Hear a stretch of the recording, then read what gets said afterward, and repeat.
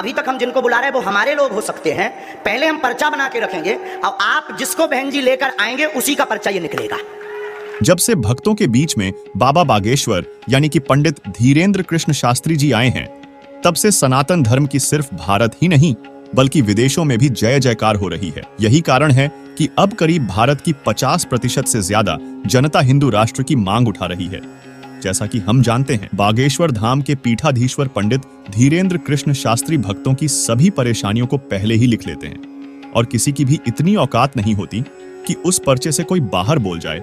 तो आज की इस वीडियो में हम आपको 4 ऐसे बाबाओं के बारे में बताएंगे जो बिल्कुल पंडित धीरेंद्र कृष्ण शास्त्री की तरह भक्तों का पर्चा बनाते हैं, भक्तों के दुखों का नाश करते हैं। नंबर 1, मध्य प्रदेश के छतरपुर जिले की तरह राजगढ़ में भी दरबार लगाकर पर्चे बनाए जा रहे हैं।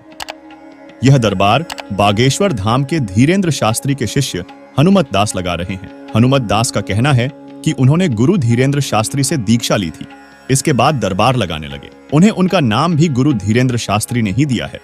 यह दरबार लगाने वाले बाबा का नाम हनुमत दास सैनिल है। वे गुना जिले के राघौगढ़ के निवासी हैं। उनके परिवार में माता पिता के अलावा 2 भाई और 1 बहन है। पिता निजी कंपनी में जॉब करते हैं। बाबा हनुमत दास ने बताया कि उन्होंने बीए तक पढ़ाई की है। बचपन से ही हनुमान जी की साधना कर रहे हैं।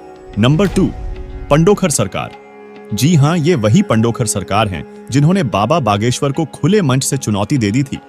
पंडोखर सरकार का असली नाम गुरु शरण शर्मा है। उनका कहना है कि वो साल 1992 से ही पंडोखर धाम महाराज की गद्दी पर बैठे हैं। वह 1999 से ही दरबार लगा रहे हैं। वह मूल रूप से भिंड के रहने वाले हैं। भिंड के बरहा गांव में उनका जन्म हुआ था। वह बचपन से ही पंडोखर धाम से जुड़ गए थे। पंडोखर धाम दतिया जिला मुख्यालय से महज 51 किलोमीटर दूर है। यहाँ एक हनुमान मंदिर है। उनके मुताबिक हनुमान जी की उन पर विशेष कृपा है। उनका कहना है कि वो कोई चमत्कार नहीं करते बल्कि हनुमान जी की कृपा से लोगों के मन की बात जान लेते हैं। नंबर 3, कुटी सरकार।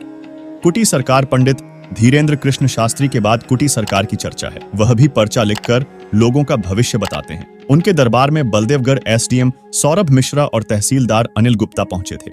ये दोनों तब अचंभित रह गए जब हनुमान जी भगवान के समक्ष एक पुलिसकर्मी ने एकांत में अर्जी लगाई।